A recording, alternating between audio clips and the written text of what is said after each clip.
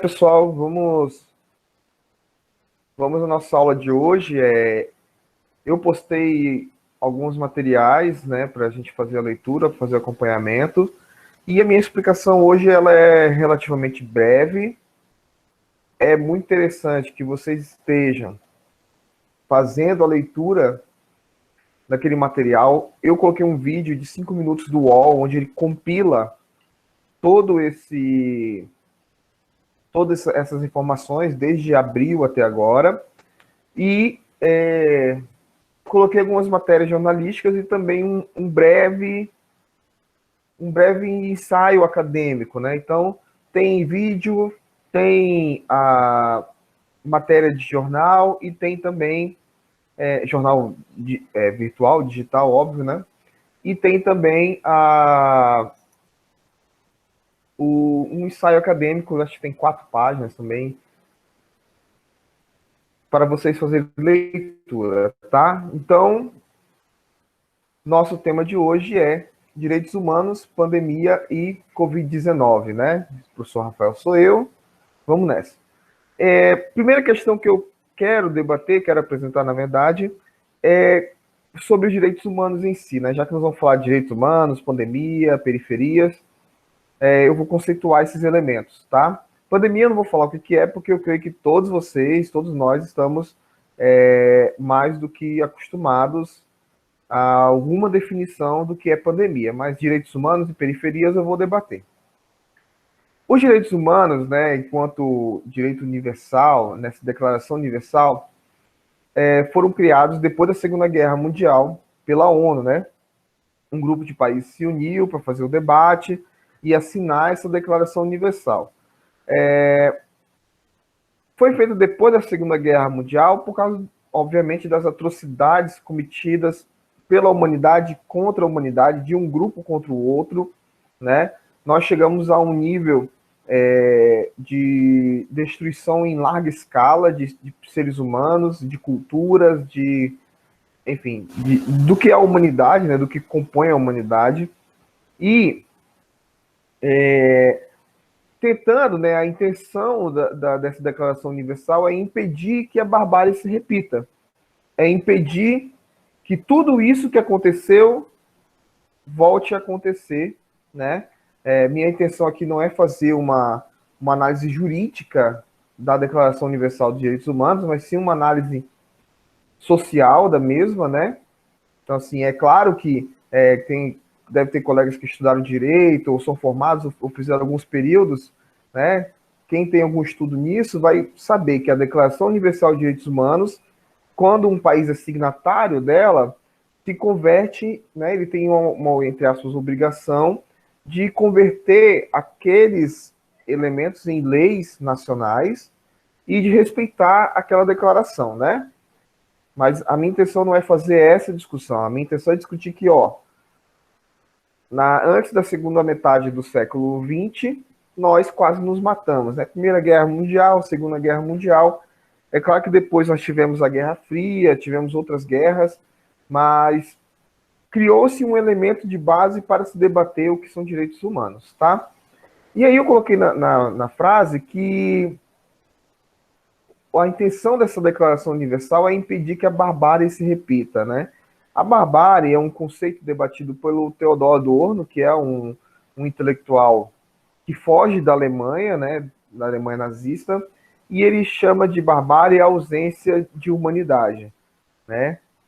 Nós debatemos, quando falamos de colonialidade, que existe, por exemplo, os espaços de exceção. Michel Foucault vai debater o que, né, a partir do nazismo também, o estado de exceção. É um lugar onde direitos fundamentais não existem, né? Então, a barbárie é essa violência desregrada do homem, de um grupo contra o outro grupo, e o estado de exceção do Foucault, que a gente já debateu, tem a ver com esses espaços, esses territórios, esses lugares onde os direitos básicos não são respeitados. Esses dois conceitos são fundamentais para a gente entender o que vai ser debatido hoje, tá? Então, com relação a direitos humanos e a questão da pandemia e periferias no Brasil. antes de falar de periferias no Brasil, eu preciso de falar de periferia do mundo. Quando nós debatemos desenvolvimento e crescimento,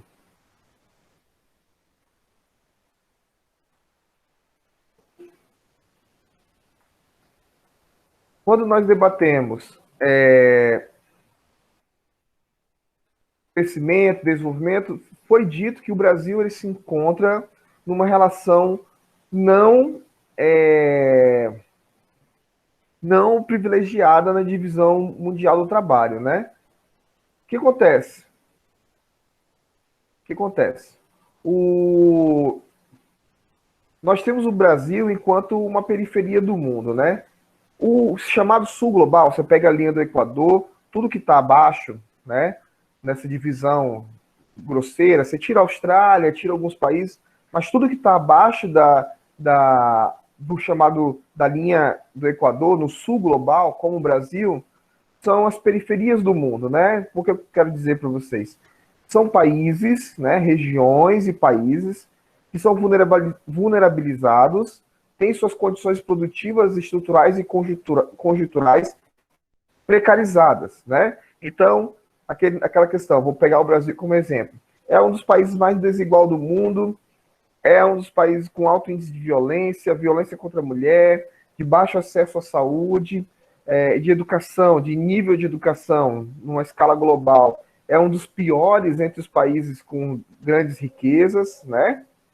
Então, se a gente pensar numa questão de centro e periferia do capitalismo no mundo, o Brasil e vários países da América Latina, vários países da África, da Ásia, vão se encontrar numa periferia mundial, tá? A gente pensar uma geopolítica do mundo, né? Uma divisão econômica, uma divisão de desenvolvimento humano no mundo, o Brasil ele é considerado uma periferia, né?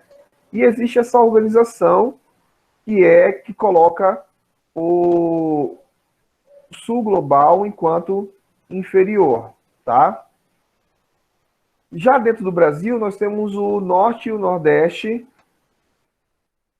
Rapidinho, mano.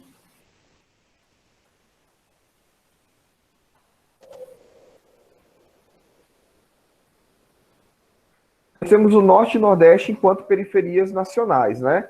Se a gente pensar as regiões com maior índice de desenvolvimento, o norte e o nordeste vão ter um menor desenvolvimento, né? Um índice de desenvolvimento humano, e vão estar ali com condições mais precárias, né? E já pensando nas cidades e nos estados, vejam, nós fizemos um movimento do mundo para o Brasil, para as cidades e estados e cidades. Nós temos as periferias urbanas, enquanto espaços ainda mais precarizados, né? Então você tem o centro capitalista do mundo e a periferia, onde o Brasil se encontra, né? Principalmente quando a gente pensa em desenvolvimento humano. A gente tem, dentro do Brasil, regiões como Norte e Nordeste, que são podem ser consideradas periferias nacionais, né? São regiões com maior pobreza, maior desigualdade, menor acesso a condições básicas, né? Fundamentais. E nós temos, dentro das cidades, as periferias enquanto espaços precarizados. A gente tem que entender uma questão, pessoal. Socialmente falando, periferia na verdade, aquilo que se encontra não apenas geograficamente à margem, mas é aquele lugar onde não existem as condições básicas de existência, onde o Estado, no caso do Brasil, o Estado não provém o mínimo, não provém educação, saúde, segurança, organização urbana, tudo aquilo que a gente paga tanto imposto para ser feito, não é feito, tá? E aí existe uma discussão que a gente pode fazer posteriormente sobre essa ausência de poder, né? Quando o poder estatal ele é ausente, outras formas de poder ali se organizam, né? Cultura do crime, o tráfico, as milícias, de forma benéfica, existe a auto-organização das comunidades, tá? Mas o que a gente tem que dizer é que a periferia ela é marcada pela ausência de políticas públicas e pela ausência de participação do Estado nesse processo, tá? Então, só para a gente entender como que essas questões funcionam e o que, que é a periferia, né? A gente não pode pensar a periferia só como um lugar afastado, né? Como um lugar que está nas bordas da cidade. Existem muitos bairros de classe média, alta, que estão nas bordas da cidade, não estão no centro. Periferia tem a ver com não acesso às políticas públicas, ausência do Estado, tá? E aí, quando há essa ausência, se tornam lugares desorganizados, né, com uma organização peculiar, não é desorganizado, com a sua organização própria, né, e com as suas perspectivas próprias, e aí abre espaço para que outras formas de poder ali se posicionem, né, como eu já disse anteriormente. Rapidinho.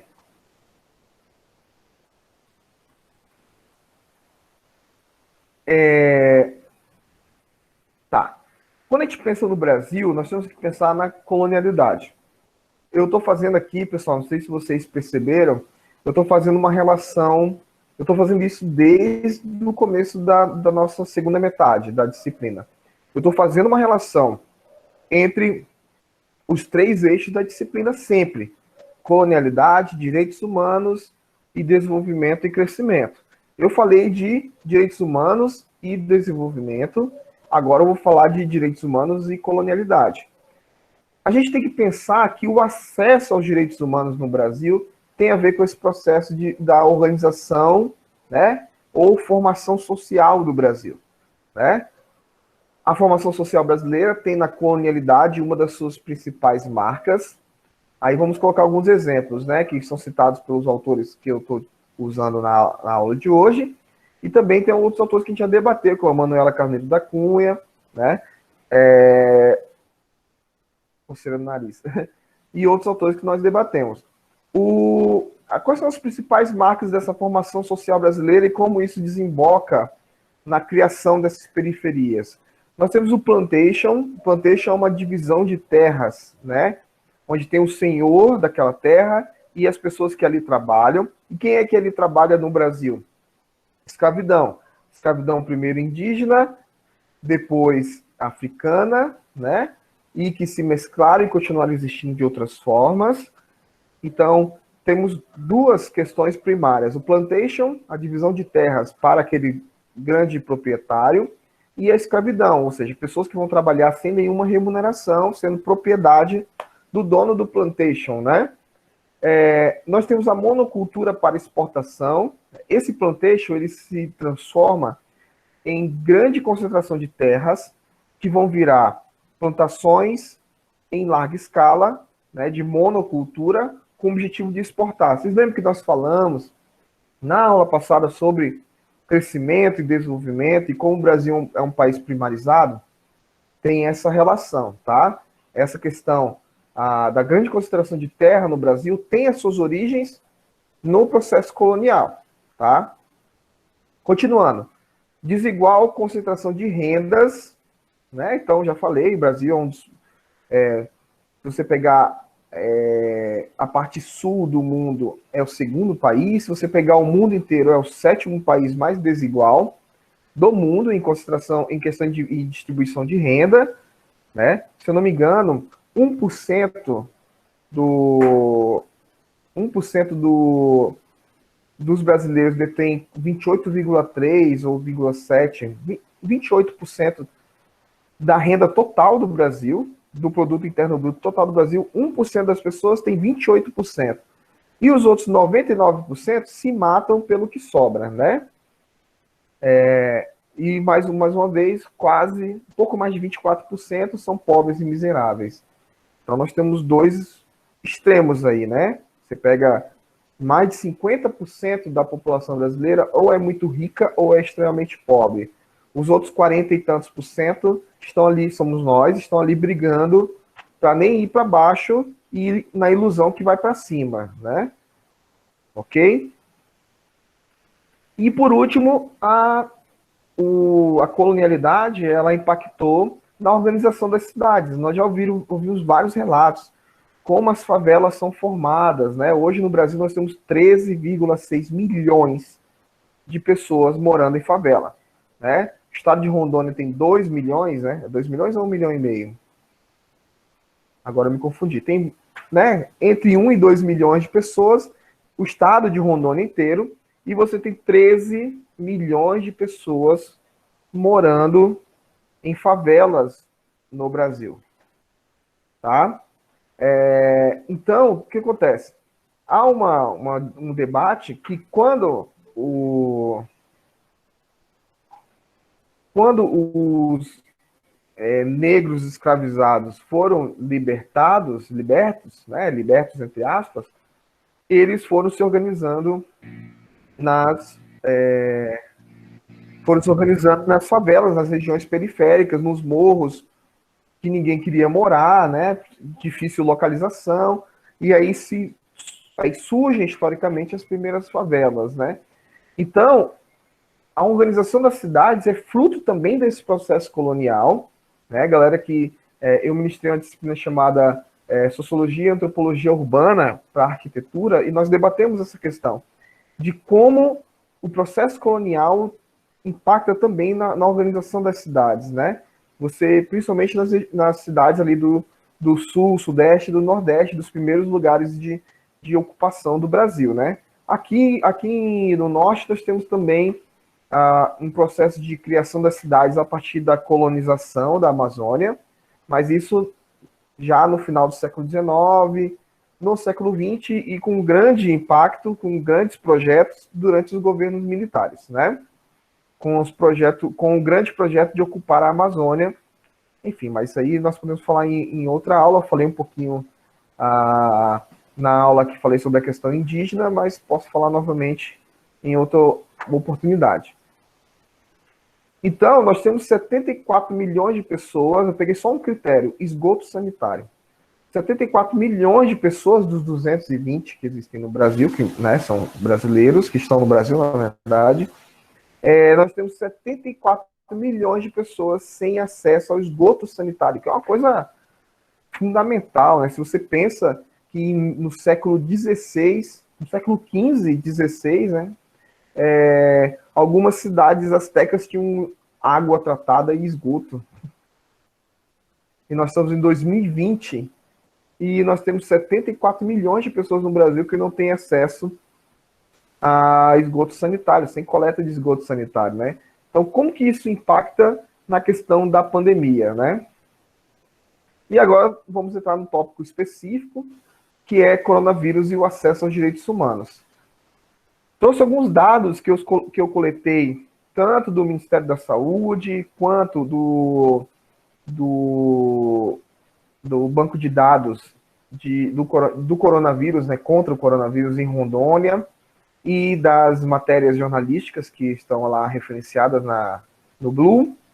E aí eu vou ler alguns para vocês aqui, tá? E recomendo depois a leitura dessas matérias. Nas periferias, as contaminações e mortes são maiores, ao passo que o acesso à saúde é menor. Então, qual é a questão e como é que os textos debatem isso? O coronavírus, ele tem uma transmissibilidade muito alta, né? Então, a taxa de transmissão dele é muito alta e, apesar de que isso é muito, né, facilmente explicado, apesar de que ele mata pouco, né, um percentual baixo de letalidade, ele tem uma alta letalidade quando a gente fala nos grandes grupos, porque ele se transmite muito fácil. Então, em vez de ser uma doença que atinge já 300 mil brasileiros e mata 5% desses 300 mil, é uma doença que atinge mais de 2 milhões e mata 2%. Então, ele mata muito mais porque ele se transmite muito mais fácil, né? Quando nós pensamos numa doença que tem essa característica, esse perfil, a qualidade do atendimento médico e o acesso à saúde é um dos fatores que ameniza o número de mortes, tá? Se é uma doença que tem alta transmissibilidade, quanto mais acesso à saúde a população tem, menor é o número de mortes, porque ela vai contaminar as pessoas, né, de um número maior de pessoas, inevitavelmente. Só que o que acontece? Nas periferias, como eu já falei antes, nós temos mais contaminações e temos um menor número de uma menor taxa de acesso à saúde, tá? A agentes de saúde, a remédios, a internação, a UTI, a respiradores, etc, etc, etc.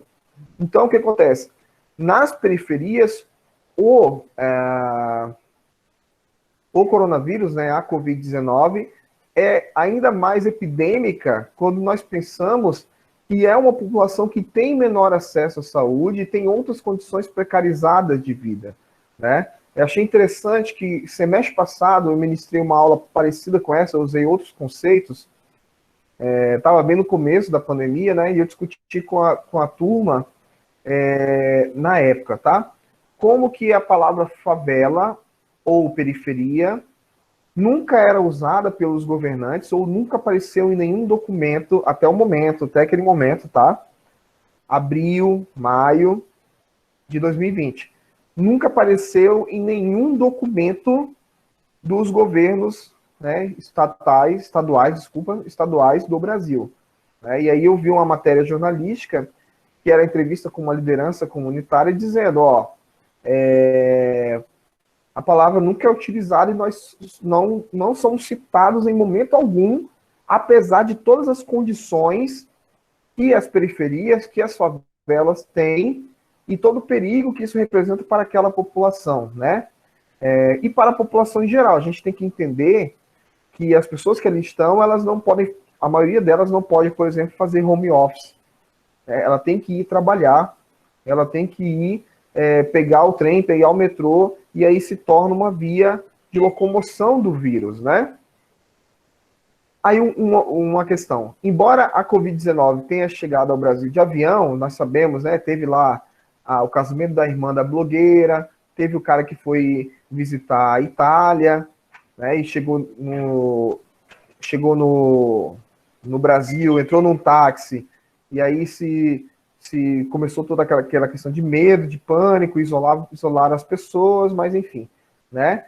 Por mais que essa doença tenha chegado ao Brasil de avião e se alojou primeiro nos bairros elitizados, são as periferias que mais morrem, né? E eu peguei aqui um gráfico do Ministério da Saúde, ele é de abril, tá? Os dados que vieram depois, acho que vocês estão acompanhando, vocês que estudam isso, que se dedicam a essa área, depois esses gráficos ficaram muito confusos, né? Teve momentos que o site que fornece esses gráficos foi tirado do ar, depois volta com outros números, enfim. Então, março, abril, maio, nós temos alguns dados confiáveis, né? Em sequência. Nesse gráfico de abril, nós temos aí o percentual de mortes por Covid, né? Que afirma que entre brancos ele tem caído e entre pessoas negras tem aumentado. Hoje, pelas análises dos resultados que nós temos, esse gráfico ele fez um X, né? Ou seja, o grupo, né, negros, né, pessoas negras no país tem aumentado e de pessoas brancas tem diminuído exponencialmente. Só que o que nos interessa aqui é que em 11 de abril esse gráfico ele era ao contrário. Você tinha a maioria de pessoas brancas, ou seja, a maioria das pessoas que tiveram a primeira contaminação, e depois nós temos de pessoas negras, né, que vem aumentando. Ó, das pessoas brancas caiu 10,6% em um mês, e de pessoas negras cresceu quase 12%, 11,9%, né? Se eu não me engano aqui. Não, 11, não sei aí. Então subiu de 34 para 45, 11,9%, tá? Então, esse gráfico ele demonstra que nós iniciamos com uma contaminação de um grupo específico e depois ele passa a contaminar outro grupo. Nós temos que pensar, pessoal, que no Brasil, a gente pode até pensar que não, mas os dados demonstram isso, né? Que no Brasil a questão racial se atrela a uma questão econômica. Tá? Como que isso acontece? A grande maioria das pessoas de classe média alta e ricas são pessoas brancas, e a grande maioria das pessoas de classe média baixa, pobres e miseráveis, são pessoas negras. Tá? Existem exceções, tanto das pessoas ricas quanto das pessoas pobres, é claro. Mas aqui eu estou lidando com maioria, né? Com a maioria populacional. Tá? Então, quando eu afirmo que o número de pessoas negras mortas por Covid tem aumentado, nós podemos fazer uma associação analítica que o número de pessoas pobres e negras, né, também tem aumentado justamente por essas condições, tá? Continuando. Aí eu peguei alguns dados também de abril. Eu não achei de Porto Velho, tá? Não achei de Rondônia. Rapidinho. Mas eu achei do Amazonas. Esses dados do Amazonas, eles são ainda mais gritantes e ainda mais exponenciais. Pessoas que tiveram casos graves de Covid-19 no Amazonas. 850 negros, né, pessoas pretas e pardas, e 81 pessoas brancas. Mortes, 343 negros, né, e 25 de pessoas brancas. O que a gente tem que pensar e por que eu trouxe aquele paralelo? Brasil, lá em abril, e Amazonas, um pouquinho mais à frente, se não me engano, esse aqui é de junho, tá? Não é de abril, tá? Eu vou recuperar esse dado, mas é um dado mais à frente. Por que ele é mais à frente? Porque a contaminação pela Covid, né, pelo coronavírus, na verdade, ela começa ali no litoral e vem entrando para as outras regiões. Parece aquele outra doença que nós vivemos que se chama colonizador, né? Começa no litoral e vem andando para o resto do país. E quando chega no Amazonas, já chega com outra característica social. Não impacta primeiro as pessoas ricas e brancas, impacta primeiro as pessoas pobres, né? Que sua maioria são, no Brasil, são negros, pretos e pardos, tá? Então nós temos outro fenômeno. Então, assim, o número de pessoas brancas no Amazonas mortas são 10%, menos de 10%. E de pessoas mortas também é menos de 10% do total. Ou seja, pessoas que têm dinheiro, têm condições, elas conseguem se precaver melhor da questão da Covid-19, né? Eu estava escrevendo um artigo ontem sobre essa questão da educação e Covid-19, e os dados são alarmantes, assim, os dados são alarmantes quando a gente pensa que 28% mais ou menos das crianças têm acesso, no Brasil, tem acesso a internet, como é que é? Wi-Fi, não, Wi-Fi não, banda larga, isso. Tem internet banda larga.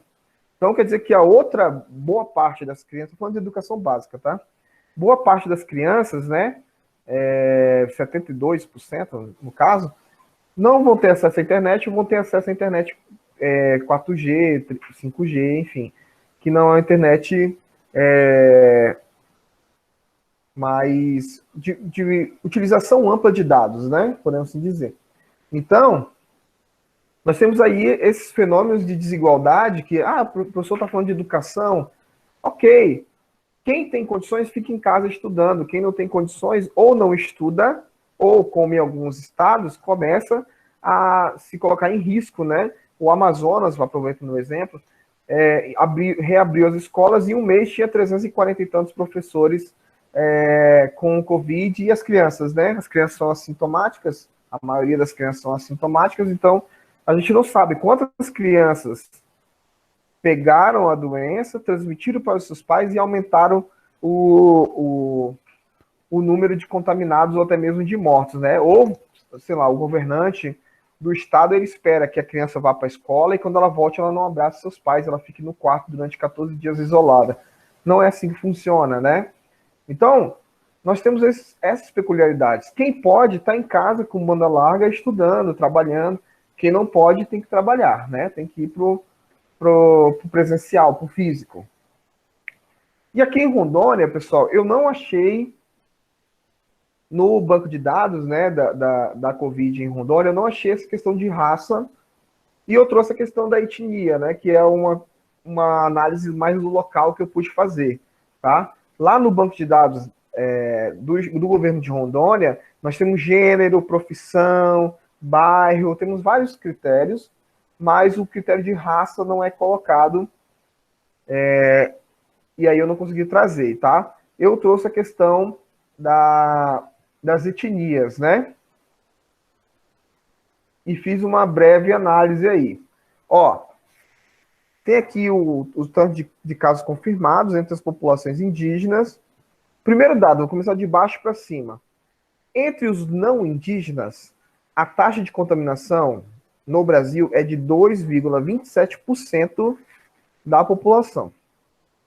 Okay? Mesmo vivendo todas essas loucuras, ontem teve passou no jornal que uma prefeitura, que agora eu esqueci o nome da cidade, era o nome de um país, o nome da cidade é o nome de um país, eu achei bem interessante. Se eu lembrar eu falo. Mas a cidade fez um show.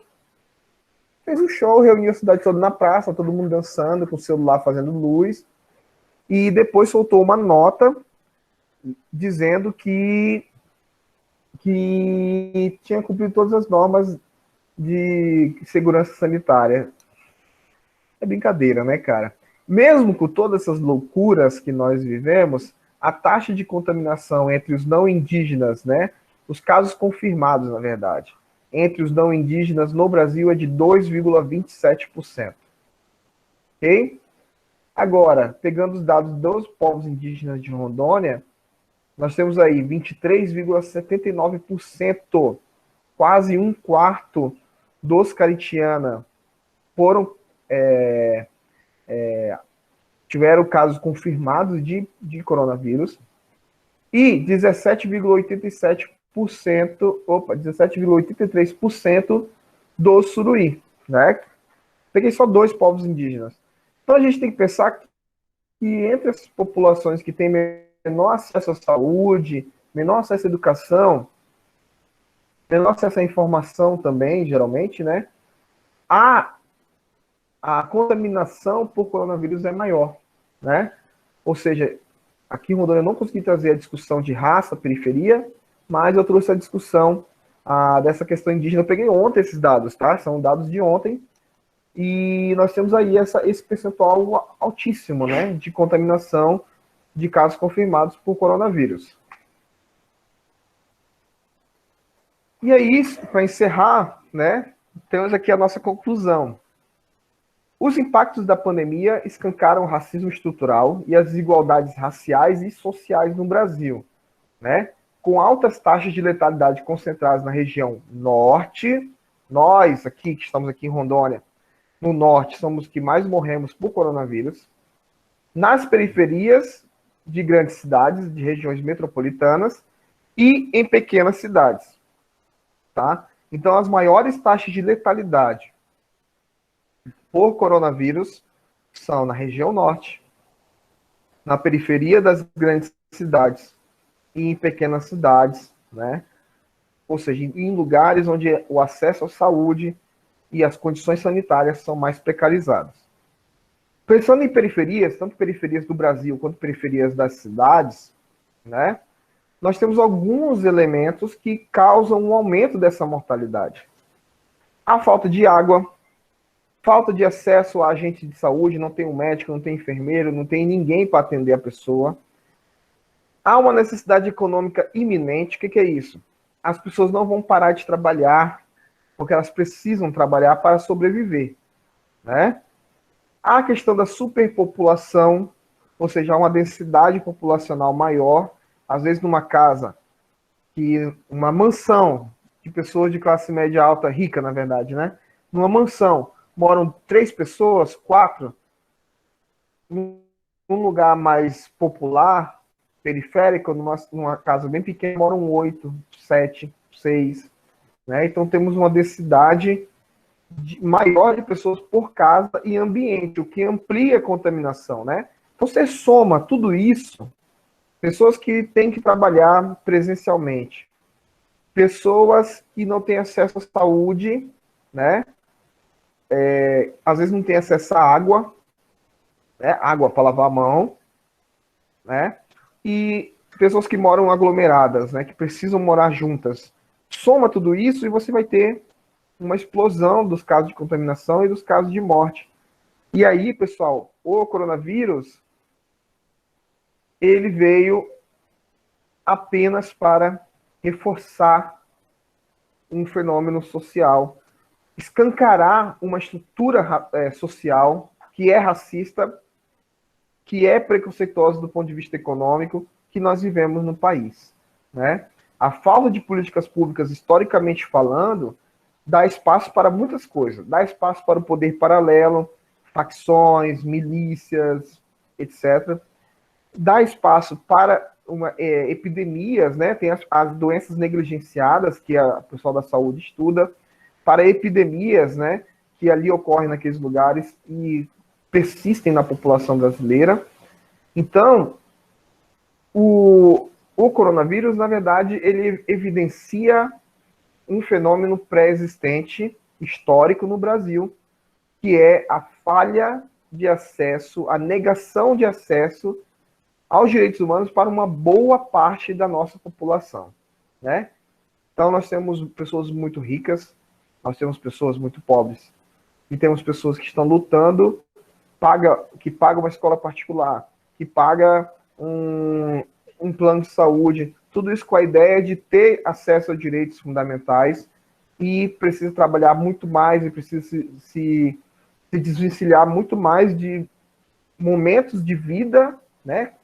Quanto mais a gente trabalha, menos momentos pessoais, subjetivos de vida a gente tem, para poder manter o mínimo de condições existenciais, ao passo que pagam uma das maiores taxas de impostos do mundo. Então, pelo tanto de imposto que a gente paga, educação e saúde deveria ser o básico, né? Ofertado de qualidade, mas não é. Né? Então, o que eu tinha para falar para vocês hoje é isso, e agora eu estou aberto aí ao debate, a críticas, análises. É isso.